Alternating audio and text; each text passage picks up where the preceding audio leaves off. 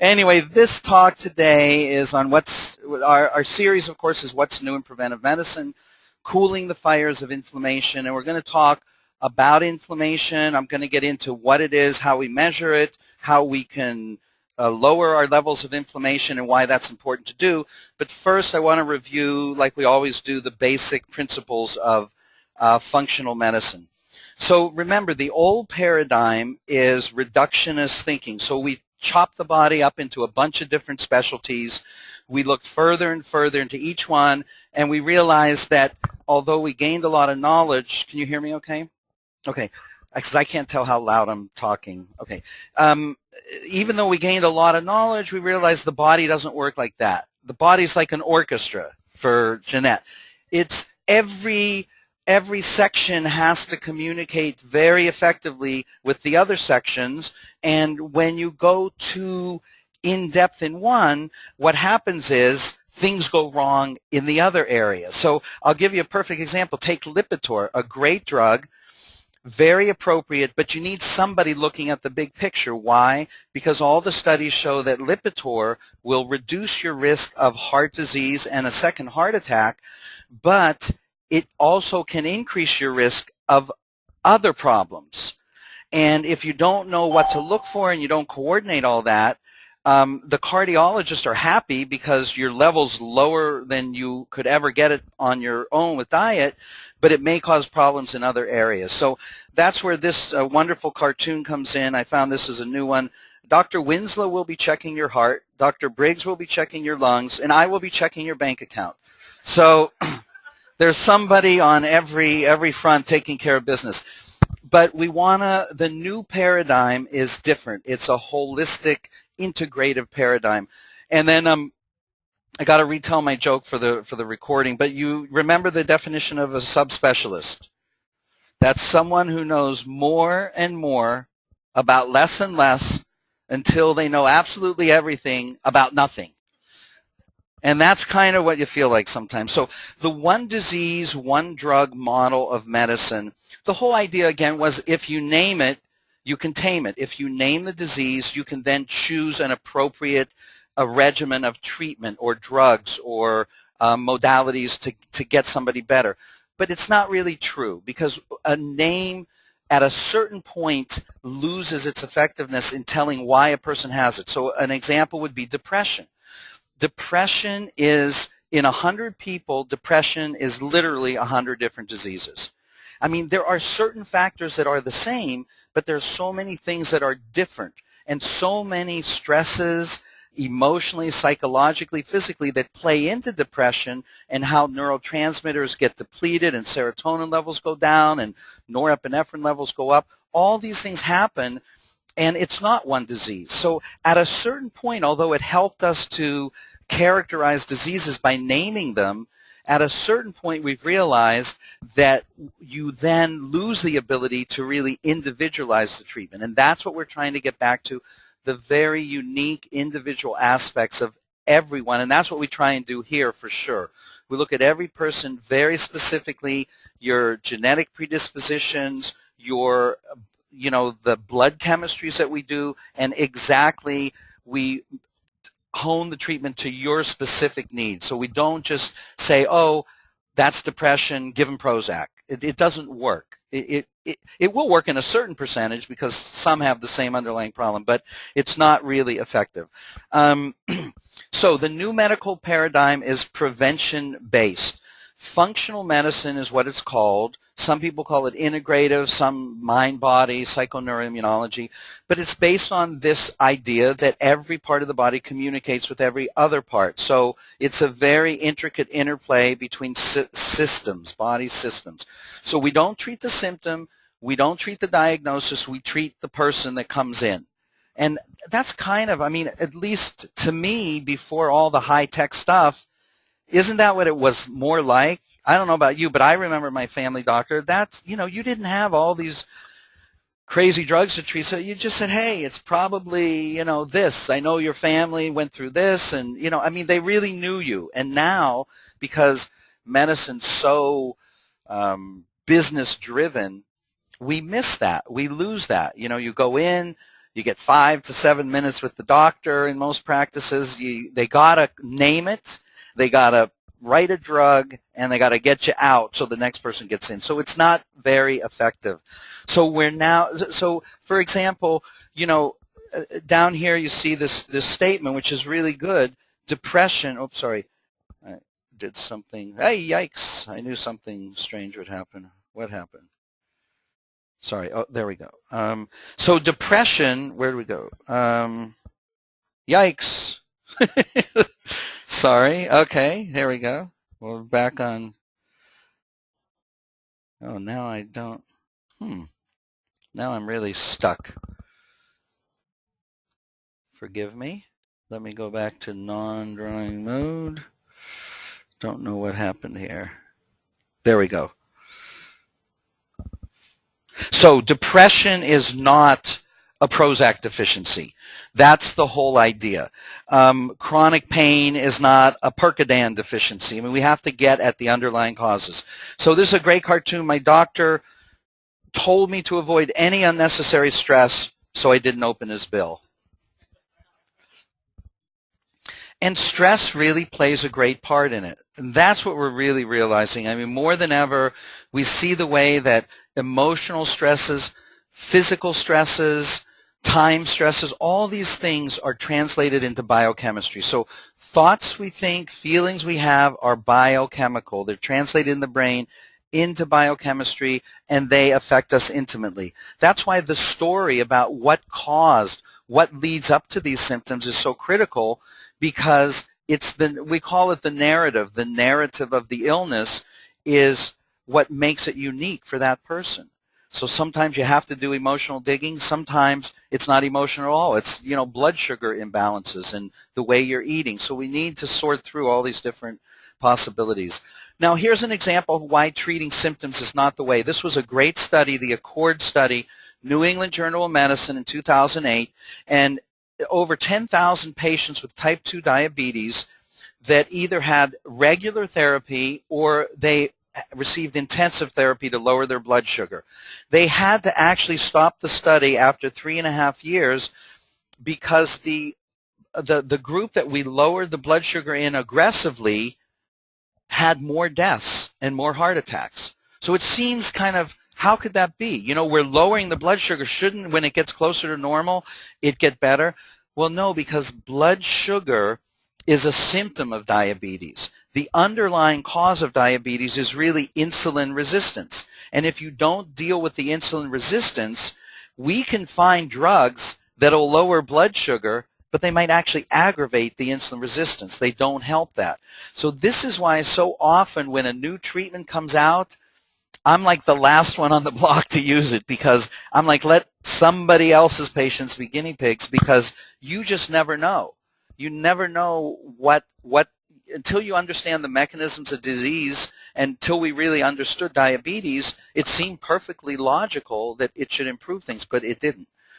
And so we have the patient sitting with the, plan administrator.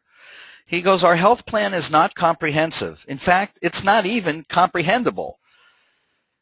And much of medicine seems like that, doesn't it? We think we know what we're doing, and then 15 years later you realize, oh my gosh, that led to this, and now we have to turn back and rethink things. But we can't live, we have to move forward and try and do what we can to help people. But I think this is another reason why the traditional treatments of exercise, taking good care of yourself, managing stress, eating right, all these basic things, more fruits, more vegetables, they make sense. And in almost every study, in almost every disease, big killer we have, they improve health.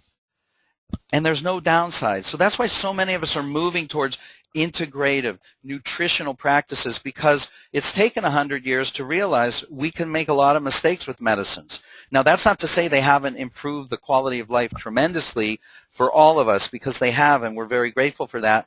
But now we can intervene nutritionally in a lot of ways. So that's the goal. Again, and then we'll move on to inflammation. The foundational principles are, and this Dr. Gant is my professor here that I'm studying with, and he basically says, look, if you don't test, you've guessed. And we have the ability to test at such a deep level now in the biochemistry of the body, and we're starting to do all this functional medicine testing here, and it's much, much more comprehensive. We can tell people exactly how much, not just vitamin D or B vitamins they need, but CoQ10, or how much molybdenum, or how much, magnesium they need, how many amino acids they're deficient in. We can analyze all these parameters now, and when you realize that every neurotransmitter in the body, which control our brain function from serotonin to dopamine to norepinephrine, are all derived from amino acids, you realize it's very important to understand that if you're deficient in your diet in certain amino acids, your body won't have the raw materials to do what it does best and make these neurotransmitters. So a lot of problems we can really pin down now, and that's the whole idea. So we want to test. If you don't test, you've guessed. You just don't know. The 10-tack theory, again, from Mark Hyman, is one of my favorite. Basically, it says, look, if you step on a bunch of tacks, you don't remove 2 or 3 of them and give the person a lot of aspirin. It's not going to take their pain away. So you've got to remove every tack, and that means when we do functional medicine testing at that more complex level, we first work on the nutrients, and then we work on the amino acids, and then we look for other possibly toxicities or digestive problems or other things that could interfere. But we've got to go through all these systems and find wherever there's a problem and remove it. And then when we get all those 10 tacks removed, finally there's a chance, for healing. Okay, we're going to move on to my favorite quote from the Zohar, which comes from the work on Jewish mystical thought, the Kabbalah, and it's a wonderful saying: God sends the cure before he sends the malady.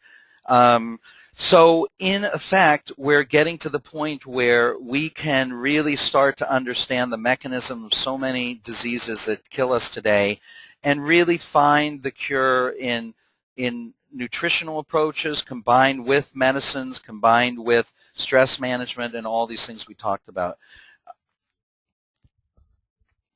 The 7 hidden stresses are the basic foundation of functional medicine, and I'll just go through them. It's a mnemonic here for the hidden. So H is hormone imbalance.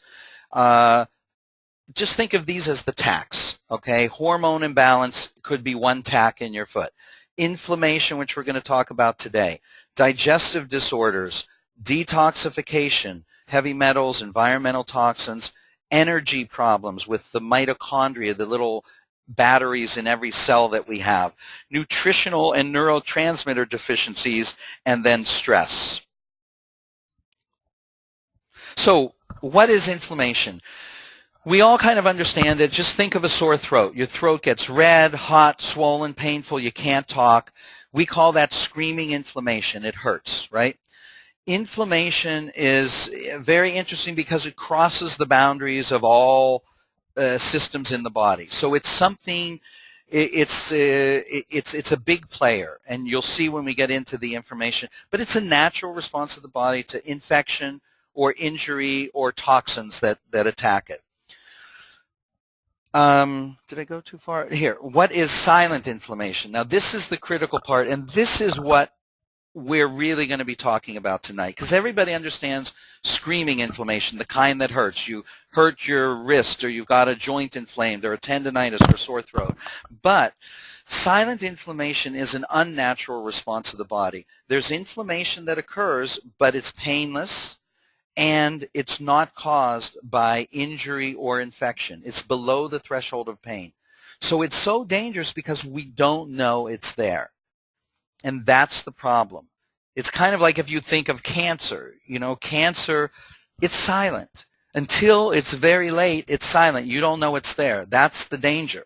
I mean, often I wish cancer were painful, because then we would have very early detection. Oh, it hurts here. Oh, look, there it is. but most cancers are not painful till they're very advanced.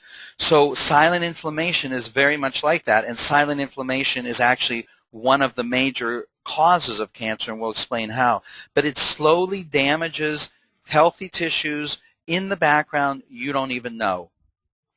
So not a very, it's a tough enemy. Hey, my mom's arrived. Look at that. Yay. Oh, hello, Mom.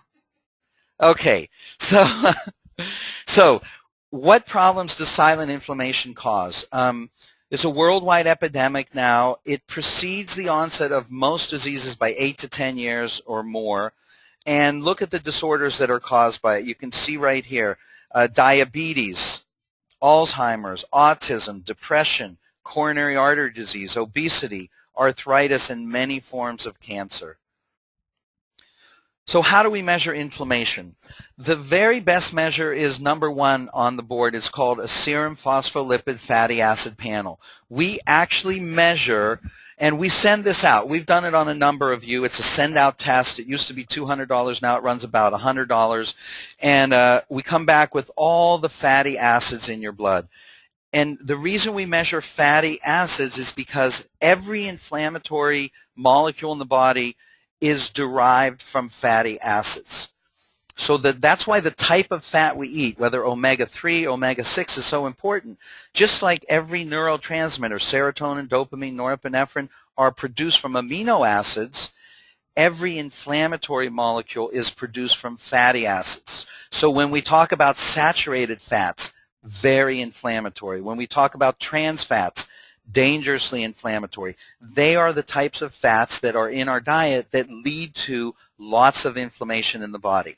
Now, we can also get a rough measure on very simple blood tests like a highly sensitive CRP. So we do that, and that's a simple test that we've done on all of you. A SED rate was another older test that we used to do. It's kind of been replaced by the CRP.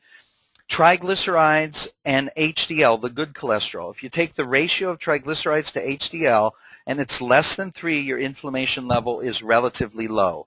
And also fasting insulin levels give us a really good clue of how much inflammation. Because the more insulin that there is in a fasting state, which is sort of a precursor to diabetes by years, that insulin triggers inflammation in the body, and I'll show you how. So we measure the serum fatty acids. It's the very best test. Dr. Barry Sears calls this the SIP, the silent inflammation. I don't know what the P stands for. I can't remember now. But basically, it's the ratio of arachidonic acid in the blood to EPA, eicosapentaenoic acid, which we get in that panel. And EPA is one of the key fish oils that you want to improve and take. So, and we'll talk about just how we measure that in a little bit. Why do we get silent inflammation? Absolutely, the main cause is what we call our SAD diet. You know what SAD stands for? Standard American Diet. That's the mnemonic in the literature, SAD diet.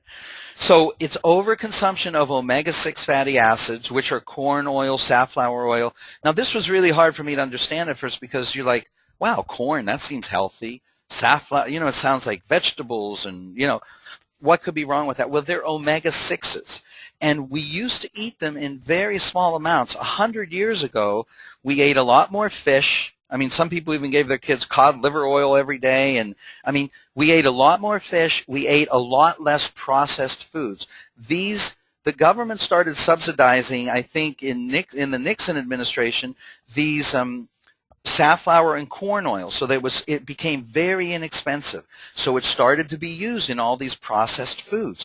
Cookies, crackers, cakes, Twinkies, donuts. Things that have a shelf life of, decades. They're good earthquake food, earthquake preparedness food. It lasts forever. But that stuff is loaded with omega-6s. The other problem with those kind of foods is they're loaded with carbs. So we've got kind of a perfect storm in that the carbs raise the insulin level, and the omega-6s in the presence of insulin transform into inflammatory fatty acids. And I'll show you the exact diagram soon, but it's overconsumption of the omega-6 fatty acids. That's why healthy carbs, good carbs, fruits, vegetables, whole grains are fine, but you don't want these refined carbs where all the fiber has been taken out of them. Number 2, I've already talked about elevated insulin levels due to too much sugar or an imbalance of carbs and proteins. You can also get silent inflammation. When we do the digestive disorders talk, you'll learn about gluten intolerance, different parasites, bacterial overgrowth. Remember, the internal gut, if you remember from our introduction, is the size, if you took the surface area of the intestines, it's the size of a tennis court. That is the exposure that our body has through the foods we eat to external elements. You know, we all think the place that we get allergies and immune reactions is inhaled allergens. Oh, pollen, our eyes get itchy, our nose gets stuffy, we get sore throats. But the foods we eat have much more surface area to go through, much more contact with potential toxins, allergens, so you can develop gut allergies to foods that triggers inflammatory responses that then spread through the body, and it's coming from the gut. So the gut's a really big player in this ball game. And too much saturated fat, butter, palm oil, milk, meats, fried foods, also genetics, toxins, all these other things listed, but clearly the dietary things are the big players. So how do we reduce silent inflammation? We consume more omega-3 fatty acids because it balances out the omega-6s. In fact, the ratio of omega-6, the corn and safflower, to omega-3 100 years ago used to be 2 to 1. For every 2, teaspoons of safflower oil or corn omega-6s, you would have 1 teaspoon of omega-3s. The ratio now for most people is about 20 to 1. That ratio, because remember, omega-6s are pro-inflammatory. They incite inflammation. They're like little arsonists. They go around the body and they start fires. Omega-3s are firemen. They go out and put out fires. So that ratio is very important. So you want to eat more omega-3s, and we'll talk about how to do that. Then decrease the insulin levels. When you decrease the insulin levels, and you do that, remember, because it's in the presence of insulin that those omega-6s cause the most damage. So if you can eat lower carbohydrates, lower refined carbohydrates, or balance out, if you have carbs, make sure you have plenty of protein, which balances out the insulin reaction. Because when you eat, and I'll go over this in a minute, but when you eat carbs, insulin levels go very high. When you eat proteins, it doesn't cause much of an insulin response. And when you eat fats, healthy fats, there's no insulin response at all. So healthy fats are not a problem in moderation. I mean, they have calories, and that'll be a problem, for weight. But overall, you want to balance carbohydrates to proteins. And I'll give you the exact formula is at the bottom of the slide. If you have at least 1/2 to 3/4 grams of protein for every 1 gram of carbohydrate, you will slow the absorption of the carbs, and you slow the rise in blood sugar, which keeps the insulin levels low. So, and I'll give you some exact examples on food labels coming up. The other things you want to decrease saturated fats. So number 3 on the slide, decrease saturated fats and animal fats, more chicken and fish, okay? Healthier, anti-inflammatory oils. Exercise is a major reducer of inflammation, so that's another thing. And then you want to find and eliminate any other causes of inflammation, any other tax in there. Remember that hidden. It could be hormonal problems that are triggering inflammation. There could be digestive disorders, could be toxins, could be stress could do it, can trigger inflammation. In fact, all stress translates into inflammation in the body. So the basic nutrition review, and this is interesting. If you've seen the new FDA, they used to have the pyramid. Their new thing is the plate. Now, this plate was taken off someplace. I found it online. And this is kind of what the FDA did, but this was done years before. Most of us knew about this plate. And the plate is half your meal should be fruits and vegetables and healthy carbs, okay? The other quarter, a lean protein or dairy, or could be nuts. And then the other one, the carbs that we all love, the breads, the potatoes, the rice, those should be about a quarter of your plate. Or we say treat them like a condiment, treat them like a dessert. So I say, look, like ice cream, 1 or 2 scoops of rice, 1 or 2 scoops of pasta. Remember I told you on the introduction to this preventive medicine talk how nobody would eat 5 Snicker bars for dinner, but a plate, well, I have done that too, yes, but that was in college. Well, if you try it, let me know how it goes. Actually, Snicker bars would be better. There's more protein in them than about 2 cups of pasta. And that's just getting started on the pasta, right? That's the first serving before you put in. So this is all I'm saying. This is a really nice thing. It's a goal. Look, we're all human. Most of us are not going to be able to maintain this on a regular basis, but the more we strive for it, it doesn't mean we shouldn't set it up as a healthy goal. The more we strive for that, the better off we're going to be. How long does it take to reduce silent inflammation? 30 days is the answer. With the right amount of fish oil, and I would tell you this, we could end the talk here. If you ask me the single most important thing you could do to reduce inflammation in the body, it would be to take the right amount of fish oil.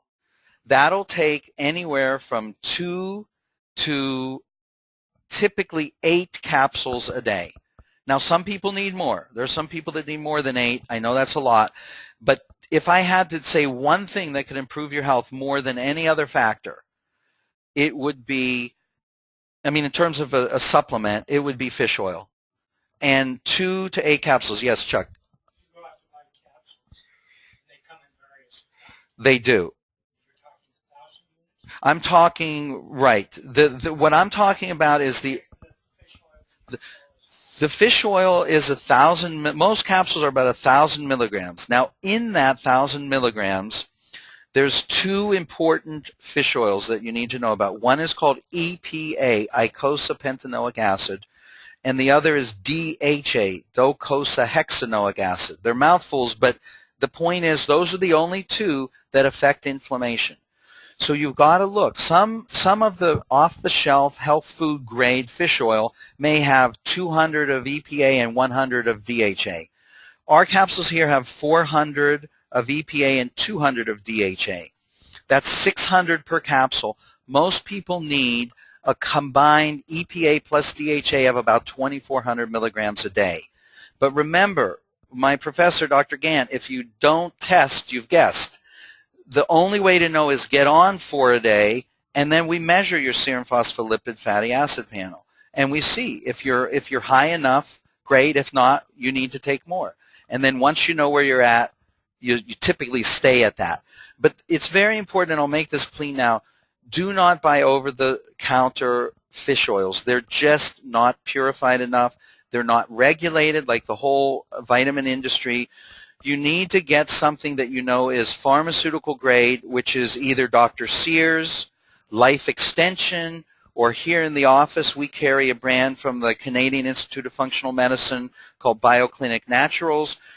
Most doctors will only carry the pharmaceutical grade, and there is a prescription form available, Omicor or Lovaza, but that tends to be very, very expensive compared to the ones we sell. If your prescription card doesn't cover it, it's like $160 a month, versus like $30 a month is typically what we'll have here. But you don't want to use that. Just to give you an example, if you go to Trader Joe's or Costco, and I'm not pointing them out because they're bad, they carry health food grade fish oil, which means if you took 100 gallons of that fish oil, in the ultra-purified stuff, what we're talking pharmaceutical grade, they will distill that 100 gallons down to 1 gallon of pharmaceutical grade. So 99 parts of what you're getting over the shelf are either impurities or toxins or just filler stuff that's not really helping you. So until there's a change in regulations and you can trust it, use the ones, and all these ones I recommended are third-party tested. In other words, there are websites you can go to that test every batch from these producers, and they make sure that exactly what they say is in it is in it. What will you notice when silent inflammation is reduced? Remember, inflammation is the #1 cause of insulin resistance. I actually don't remember. You don't have to remember that because I didn't tell you it yet, but it's true. The #1 cause of insulin resistance is inflammation in the body, silent inflammation. And the #1 cause of leptin resistance, and leptin's a hormone that says, hey, I'm satisfied, I'm full after a meal. The #1 cause of leptin resistance is inflammation. So when you get the signals that you're satisfied after a meal, what you're going to see is you're going to have decreased appetite. You're going to fill up more quickly. You have a higher what we call satiety level, and the decrease in insulin resistance helps to remove the abdominal fat. That's where it targets, because insulin is a hormone. If you remember from our hormone lecture last month, it causes you to be fat and to stay fat. Insulin is a fat storage hormone. So when those insulin levels run high all the time from insulin resistance and too many carbs, then your body just holds on to the fat and it won't release it. It's actually called, it has a name, it's called the fat trap. It means fat goes on very easily and it comes off with great difficulty. And some of us have genes that make that even harder, but also when you reduce silent inflammation, you will decrease your risk for virtually all forms of illness related to that, which are heart disease, stroke, high blood pressure, depression, often bipolar disorders, arthritis, diabetes, Alzheimer's, and many forms of cancer. Other benefits in the literature are decreased joint pains, decrease in arrhythmias. This is a big one. People have arrhythmias that lead to sudden death or heart problems, a tremendous decrease, almost 70% decrease in sudden death from heart attack in people who take fish oil. It will decrease your triglycerides by up to 50%, an improvement in depression, and a decrease in cognitive decline. So fish oil, far and away, as Mother Nature's anti-inflammatory. That's what it is. And yes, you can get it from eating fish. The problem is we typically don't recommend more than 2 servings of 3 to 6 ounces of fish a week, because there are so many toxins in fish now. That's why the beauty of the fish oil is it's all taken out. The mercury and the other toxicities are removed. Okay, we're not going to go too much into this, but the biochemistry of inflammation comes down to something called eicosanoids. And I do want to spend a little bit, because it's a term you probably never heard of, but eicosanoids are hormones that only go from cell to cell. Whereas thyroid is released from the thyroid gland, thyroid hormone, it circulates in your bloodstream to every organ in your body, and it sends messages to increase your metabolism and alertness and all these things. Eicosanoids are local hormones. They're not like, it's like big national government and local government. Eicosanoids work at the local level. They don't enter the bloodstream. They only last for a few seconds in the extracellular fluid. They're sort of released from a cell, peek out, talk to the cell next to it or in the local area, and then they go back in. So you can't really, it's very difficult to measure eicosanoids, and yet all inflammation is derived from eicosanoids. And that's what fish oil does. It decreases the production of inflammatory eicosanoids, and fish oil decreases the production of pro-inflammatory eicosanoids, and it increases the production of anti-inflammatory eicosanoids. And you'll learn more about this in a second, because who discovered eicosanoids? And this is what's fascinating, because you know more about it than you think you do. There are over 100 eicosanoids to date. This gentleman here on the left is John Vane, who received the Nobel Prize along with Samuelson and Bergstrom here, in their discovery of how eicosanoids are involved in human disease. This was in 1982. John Vane discovered this because he figured out how aspirin works. And we've all taken aspirin, right? And what does aspirin do? It changes the levels of eicosanoids produced in the cells. So that's the beauty of the eicosanoids, is that they affect every part of our body. And most of us have never heard, most doctors, if you said, hey, can you measure my eicosanoids? They go, what? What are you talking about? Never heard of them. But, and this is another good example of how it takes 20 to 30 years for cutting-edge research to make its way into day-to-day clinical practice. Does that make sense? 1982, 92, 2002, it's going to be 30 years that eicosanoids were discovered, and now they're big news.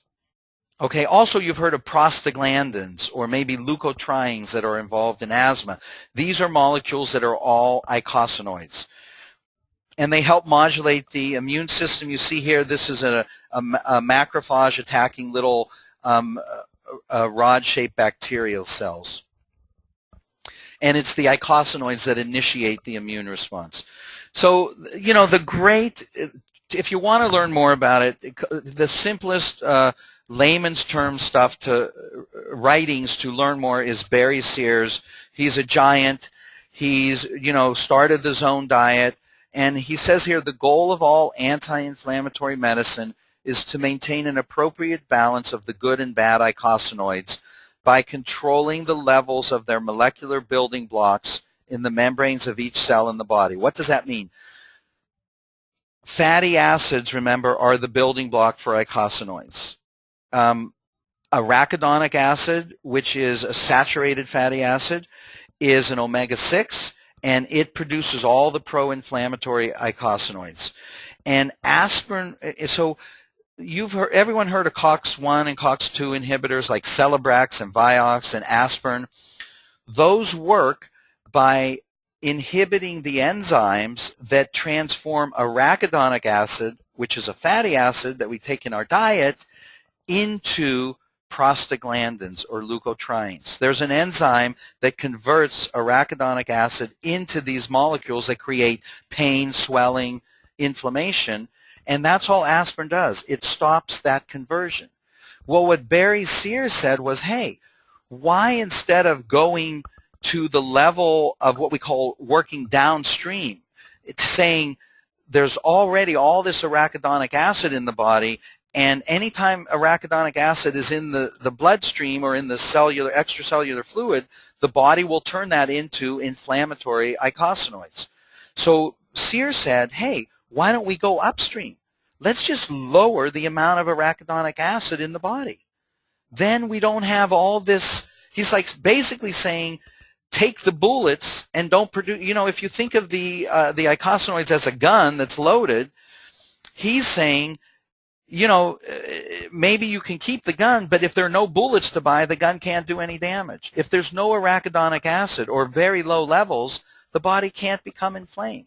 And he's exactly right. When you learn how to control, and that's what all the Zone diet does, is it lowers the level of arachidonic acid, an omega-6 fatty acid in the blood. Like everything in life, there are good and there are bad. The good eicosanoids help prevent blood clots, help relax blood vessels, reduce pain, and the bad eicosanoids promote the exact opposite. We need both. Now, why do we need bad eicosanoids? Because remember, inflammation, screaming inflammation, is an important part of healing. If we get an infection, you need those bad eicosanoids, and we put quotes around it because they will destroy the invading organism. We need them to fight off and defend ourselves, but we need the right balance. Then we need the anti-inflammatories to clean up the mess and do the healing. But if you have an infection, if you have a bacteria, if you get attacked, if you take too much of a toxin in, you want those bad eicosanoids to attack that foreign invader and neutralize it. And that's why we need a balance.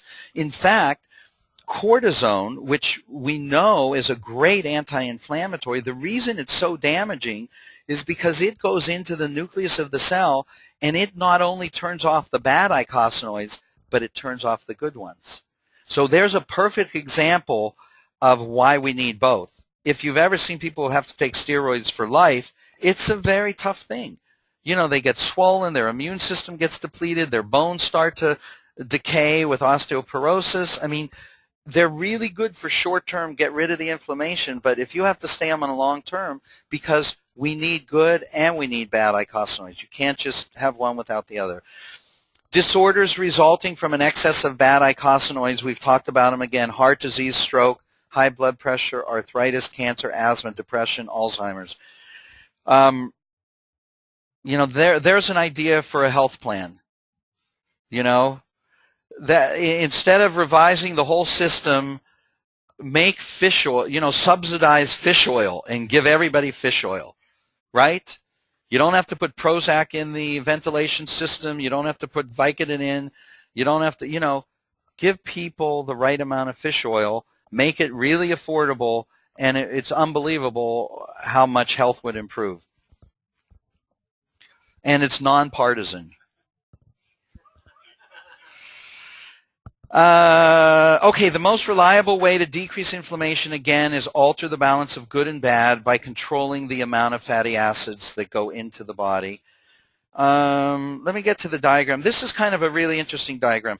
You look at GLA, gamma-linolenic acid. This is actually borage oil. This right here, this beautiful blue plant, is the borage plant. And from that comes evening primrose oil and gamma-linolenic acid. Gamma-linolenic acid is converted into DGLA, dihomogamma-linolenic acid. This is the precursor. This is the, what should we call it? This is the linchpin. Everything stems from here. DGLA can be converted into the good eicosanoids, which are anti-inflammatory, but under the right conditions, it's also converted into arachidonic acid, which leads to all the bad eicosanoids down here. So what controls this conversion? And this is where Barry Sears, you know, refined all his work. It's this one little enzyme here called D5D, delta 5 desaturase. This enzyme is stimulated by insulin. So remember, when you eat a lot of carbs and your sugar rises quickly and the insulin level goes up, what happens? It promotes this DGLA going to the right towards arachidonic acid instead of going to the left towards anti-inflammatory stuff. Now, what else is in this blue box? It's stimulated by insulin. That's why insulin is inflammatory. It's inhibited by EPA. Where'd my little arrow go? It keeps dissolving.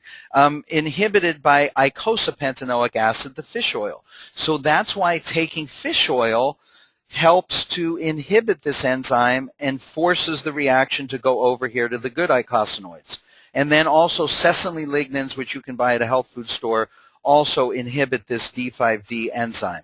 So in essence, this little blue box contains the key, and it's as simple as keep insulin levels low. It's the best single anti-aging thing you can do. If you look at Nicholas Perricone's work, have you ever seen him on PBS? He's the dermatologist that does all the work in anti-inflammatory diet related to skin and aging and anti-aging. It's all insulin. Insulin is the aging hormone. The higher your insulin level, the more it stays up, the quicker you age. So the more you can keep it down, the better, because inflammation leads to wrinkles and aging and everything else. So now here's the problem. Insulin is a stronger stimulating force to that D5D enzyme than fish oil is an inhibiting force. So if you're very good at controlling your carbohydrates and your insulin levels, you don't need as much fish oil. If you're bad, you need a lot more fish oil. But ideally, if you can do both, you will promote this reaction that goes over here to the good eicosanoids, and things will really improve much faster. Again, we talked about this formula: 1/2 to 3/4 grams of protein for every 1 gram of carbohydrate at every meal. And it only lasts till the next meal. You know, so if you're bad one meal, you have a chance to redeem yourself if you take the optimistic view at the next meal. Again, we don't want to be perfect, but we want to, you know, have a goal to shoot for.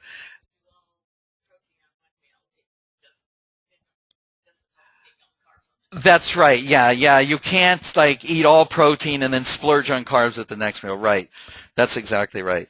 How much should you take? Again, base it on the test. That's Now, why can't medication do the job? That's always an interesting question, because the same reason that cortisone can't, because it decreases the good and the bad eicosanoids. The problem with Celebrex and the COX-2, the COX-1 inhibitors, these enzymes inhibit the synthesis of the bad things, but they don't improve the good ones. Okay, and sometimes they alter the other enzymes, so you end up with, like in Vioxx, it decreases inflammation well in the joints, but it actually increases your risk of heart disease. So Celebrex, Vioxx, that's why all those things got, really looked at with scrutiny by the FDA. So the whole point is, use Mother Nature if you can. It works the best. Only foods and fish oils can really reduce the bad, improve the good, without altering. Now, you can take too much fish oil, by the way. I should mention that. You can do the same thing with fish oil, but it takes a lot more. If you take too much and your, what we call your SIP index, your AA-EPA ratio goes below 1.5, then you could suppress your immune system.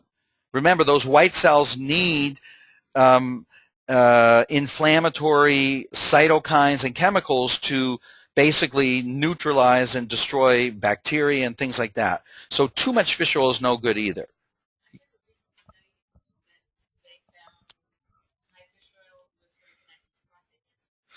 Yeah, I kind of saw that briefly, and I actually, Sears posted an answer to that on his thing. It's not going to. The study was flawed in a number of ways. The question was, does high dose fish oil increase the risk of prostate cancer? All these things turn out to be something in the study that's probably not valid. But there's nothing in. I laugh again when I see these articles come out on all the dangers of high dose vitamins and the dangers of fish oil. And it's crazy, because I'll tell you what, if you look at the data on Celebrex and Aspirin and Motrin, it is, I calculated it out, the number of deaths every year, okay, from taking prescribed doses, prescription doses, not prescription strength, but the right dosage of all these, Motrins and ibuprofens and stuff, is about 200 people every 5 days. And why did I analyze that? Because I go, there's about 200 people on an airplane. If you knew of something that caused an airplane to crash and kill 200 people, and it happened every 5 days, year in and year out, we would be outraged, right? But when it comes to these drugs, it happens day in and day out. And we say, well, that's the risk of, but it's not an acceptable risk. I mean, it's, and again, those are people who probably take them on an ongoing basis in a prescription dose, but it's from ulcers and bleeding and other complications. But my point is, compare that. Nobody's died from taking too much vitamin. If there's one new case of prostate cancer, maybe theoretically created from high-dose fish oil, the great likelihood is that prostate cancer is a slow-growing thing. They'll remove the prostate. I mean, but these things never turn out to be true. But there's this, I'm not a conspiracy guy. I don't think that the drug companies promote it, but I don't know where this crazy thinking comes from, but it's so out of proportion to the real dangers. So if we can find natural means, it's always better. Does that make sense? Okay.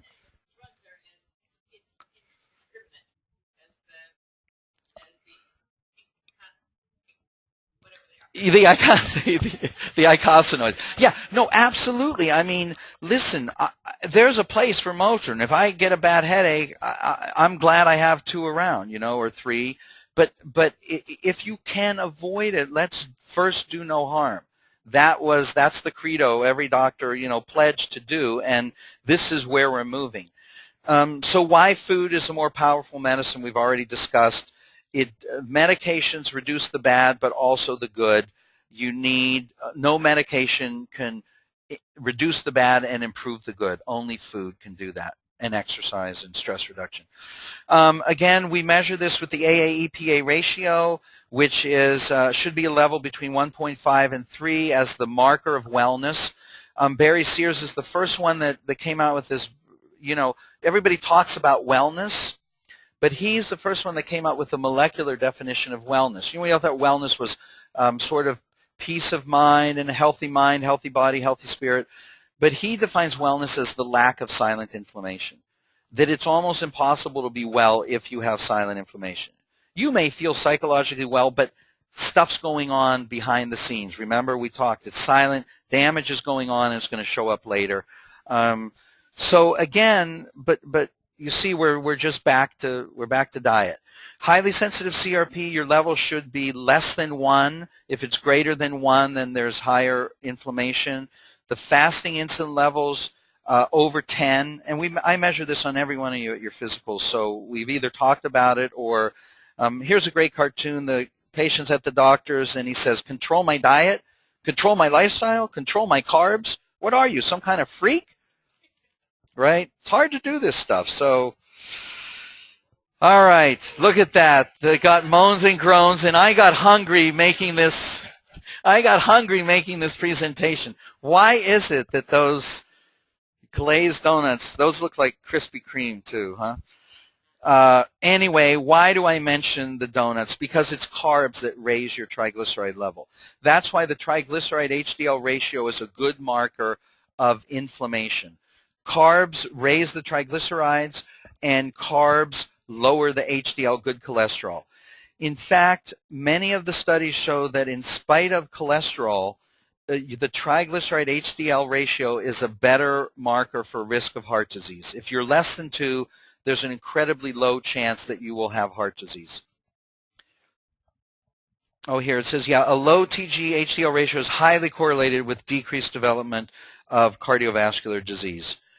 What's the best anti-inflammatory diet? This comes out of, this is the basic Sears formula, the 1-2-3 formula, and it was confirmed by Joslin Diabetes Center at Harvard.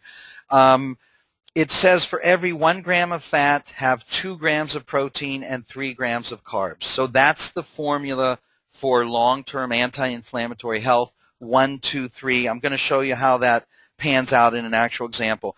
Look at Sears Nutrition, his zone bar here. There are 8 grams of fat. That's the one.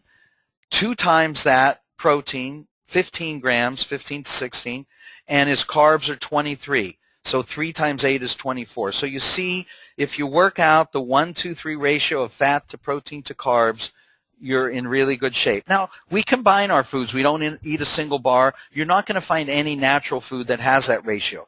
But if you look at that plate and you do half the plate fruits and vegetables, half protein, and half of the carbs, and what Sears says, and then you sprinkle a little fat on over it, like seeds or nuts or a little avocado, but the protein usually has some fat. So you're going to be at about that 1-2-3 ratio.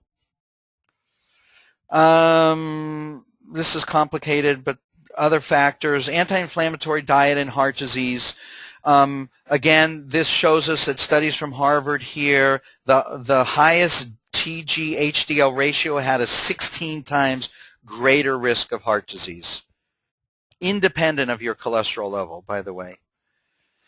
The GISSI study was really fascinating. They looked at heart disease patients who took 0.9 grams. That's about, what did we say, there's 600 in one of the pharmaceutical grade fish oil tablets, so 1.5 fish oil tablets a day for 4 years. These were heart disease patients who already had heart disease. Look at that, 10% decrease in overall mortality, 20% decrease in cardiovascular mortality, and a 45% decrease in sudden death from heart attack. These results are equal, if not better, than the results of statin therapy in secondary prevention trials.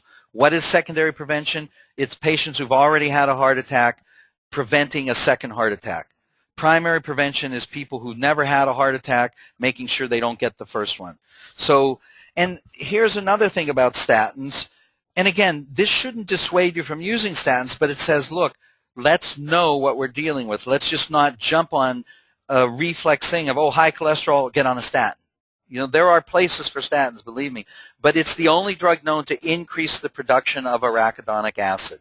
which then we know increases, is the precursor for all the bad eicosanoids.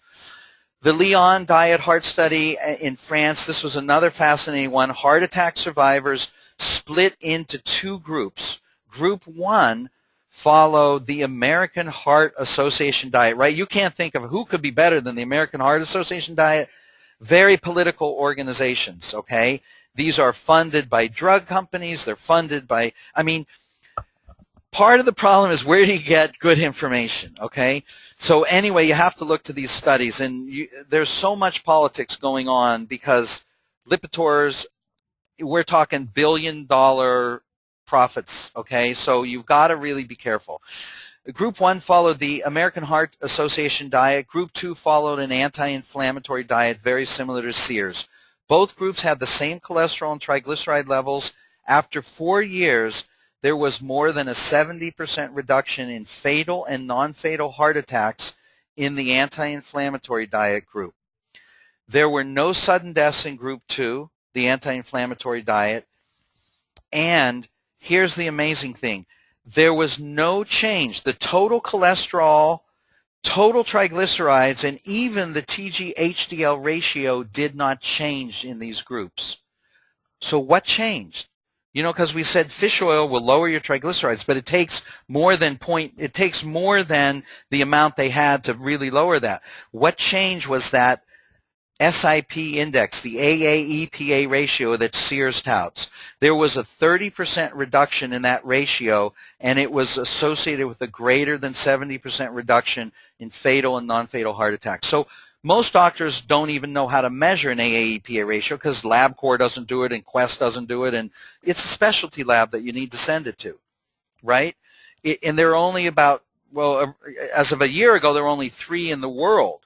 Now there's more popping up, but you see, we're not even measuring the most important measurement of what's going to prevent it. And this is the insanity, because this is where the politics overrides the knowledge base, and this is where we've really got to work to. We've talked about other improvements of anti-inflammatory diet. The only way to reduce excess body fat is to decrease caloric intake. This is interesting because the arachidonic acid produces an eicosanoid called the endocannabinoids. That sounds very much like cannabis, doesn't it? Cannabis, for those of you who grew up in the 60s, is marijuana, right? So what happens to people who take too much marijuana? I learned this from observing others at college. They get the munchies. They get really hungry after, right? So this comes from the endocannabinoids, and fish oil can reduce endocannabinoid levels in the brain. You've got the doctor telling you, listen, I'm afraid medical science really doesn't know very much about the munchies. So the guy is asking why he has. Okay. Type 2 diabetes, insulin resistance can be reversed when following a solid anti-inflammatory diet. This is a dentist. I want to go to the patients at the dentist, and he says, hey, doc, while you're in there, would you pull out my sweet tooth?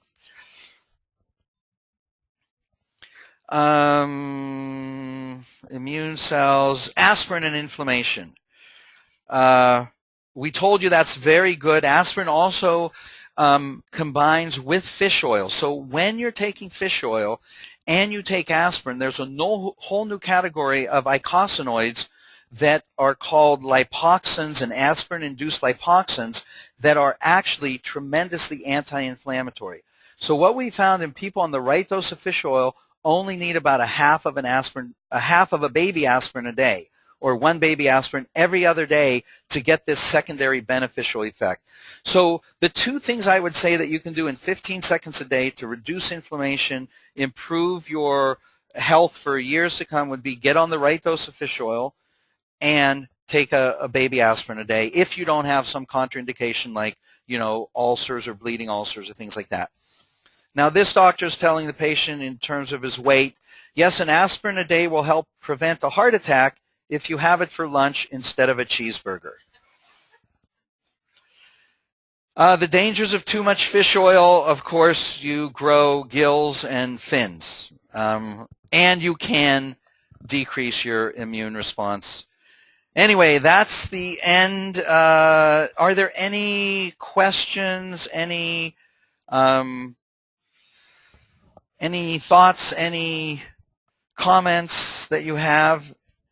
This is time for anybody out there in, I'll unmute everybody online if you're still there, and if you have any questions, please let me know. Otherwise, we'll let you go. Yes, Larry. You mentioned that eating too much fish, that it wasn't good for you because of the contaminant, but yet how do they manufacture? Yeah, well, it's an unbelievably complicated process. I mean, go to Dr. Sears' site, and there's areas in there where he'll go into great depth on the manufacturing of the fish oil and the purification process and the distill. I mean, it's totally modern, scientific, unnatural in that sense way to get something that's natural that's good for you. But yeah, you have to remove those impurities. The same would be true of, cod liver oil, or, I mean, that stuff was really impure, but people had miraculous effects, There are some pretty disgusting. Did you grow up, Chuck here's nodding his head were you ever given that as a punishment or as a health measure? Daily. Really? Okay, we've got two people over 50, barely, that have both taken fish oil. I mean, cod liver oil. Yeah, I'm not interested. Yes, Madeline, what were you going to ask? Yeah, carbohydrates. Sugar is a carbohydrate. Bread and sugar, they're essentially the same. The body quickly, they're multiple glucose molecules with bonds between them would be bread. One or two glucose molecules together would be sugars. Okay, simple sugars like table sugar and stuff like that. But the body digests the bread so quickly it's rapidly converted into glucose, period. Right. That's a great, yeah, oh yeah. Actually, English muffin, especially, look, you would do better to get the high fiber English muffin. The high fiber English muffin with peanut butter is probably going to be fine. It's going to meet pretty close to the 1 gram of carbs. 1 gram of protein for 2 grams of carbs. It may be 1 gram of protein for 3 grams of carbs. But don't forget, most foods like pasta, we're talking a protein carbohydrate ratio of 1 gram of protein to maybe 30 grams of carb. Like look at Honey Nut Cheerios. You've got maybe 2 grams of protein and 40 grams of carbs. So that's what we're talking about. So that's a joke, Honey Nut Cheerios. Hey, I reduced my cholesterol with Honey Nut Cheerios. Yeah, well, he died prematurely of diabetes. Never had a chance to get heart disease. So that stuff doesn't work. That you can't. Now, you add milk, you got a little more protein. You have a breadstick you have a cheese stick in addition to your bowl of cereal in the morning. You add them all together. You can come up with these ratios that are good. That's fine. But again, we didn't talk about it today, but the big missing factor and the second most important ingredient that I would tell you if you were going to add something natural in addition to fish oil and maybe a baby aspirin would be fiber. There's no question. You add the fiber. Here's how you calculate the glycemic ratio. Let's say you have 20 grams of carbs. If that product has 5 grams of fiber, you get to subtract 20 minus 5 for a net 15 grams of carbs. So every gram of fiber you add to a carbohydrate, you reduce the rapidity with which that carb turns into sugar and raises your blood sugar. Oh yeah, the powders, the Metamucils, again, it takes a lot. And we've got some great fiber products that we use here that are really, really good at doing that. There are some that are more viscous and are better than others. In fact, Pat, one of our listeners online, is having great results with one of our fiber products. But yeah, any kind of fiber will do the trick. But if you've tried eating bran flake, not bran flake cereal, but unprocessed Miller's bran, it's pretty much like drinking sawdust. So you've got to add it to foods. But I'm saying that reduces the carbs, reduces the insulin level. Remember, if the insulin levels are low, even if you have arachidonic acid, it doesn't get converted. It goes the other way to the good eicosanoids. It doesn't get converted rapidly into the bad eicosanoids. So yeah, peanut butter but if you add jelly, you're going to be way over the limit. Sugar-free jelly is still going to have carbs, but the reduced sugar jelly, I calculated it out. You can have, because I love peanut butter, you could have a half a piece of whole wheat toast, peanut butter, and low-carb jam, thank you, and you'll be good. But if you had regular jam and 2 pieces of bread, your insulin levels will go sky high. So it takes some effort. You have to read the labels, you have to calculate, you have to figure out what works, but it can be done. Any other questions? All right. Thank you, everybody. I appreciate your listening. I thank you online for our first official long-distance webinar. Thanks for joining us. And Mom, I'll see you later. Bye, Mom, everybody's saying. Okay, thank you, everybody. We're signing off for now. Thanks, Doc. Thanks, Mark.